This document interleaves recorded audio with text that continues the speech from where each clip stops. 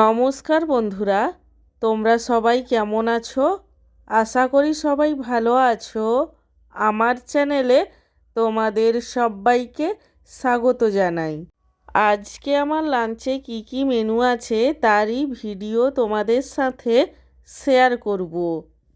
আজকে আমার লাঞ্চে আছে গরম গরম সাদা ভাত, তার সঙ্গে আছে এক টুকরো গন্ধরাজ লেবু, আর তার সাথে রয়েছে গয়না বড়ি ভাজা।